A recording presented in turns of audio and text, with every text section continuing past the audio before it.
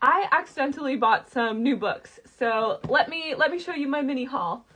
But listen, they were doing a deal. I got 4 books for £13, which is crazy. So I was basically being held at knife point. What was I to do? So the first book that I got is Legendborn by Tracy Deonn, which I actually read this as an ebook, but it's really good, and I wanted to reread it because the new one has come out, and I read this quite a while ago.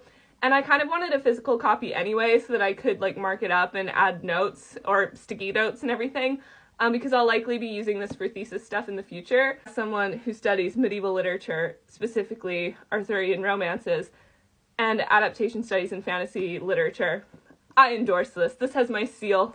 This is the book that sparked this. This is The Duke and I by Julia Quinn. So Julia Quinn is coming to do a signing in Oxford next week, and I wanted to get the book at Waterstones, but they only had the Netflix tie-in edition, and same with Blackwell's, and that was the only thing that they had available online.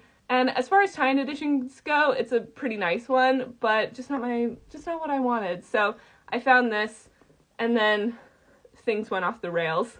So then I got Bride by Ali Hazelwood. I wanted to get Deep End, but the site didn't have that. I've been wanting to read this for a while. I know I'm very late to the party, but because I do like adaptation studies and am interested in sort of like reading communities and fan engagement, Ali Hazelwood provides a lot of fodder for that as sort of one of the biggest authors who uses the fact that her novel started as fan fiction, or uses a lot of sort of like fan fiction techniques as a marketing tactic. The big thing with Bride was that it was the first trad published Omegaverse novel, which I haven't figured out if that's true, because I mean, werewolf romance has been around in the paranormal romance genre, so I'm curious if there are other published Omegaverse novels, because I feel like there has to be, but I think I need to understand the ins and outs of that a little bit better before I, make a claim.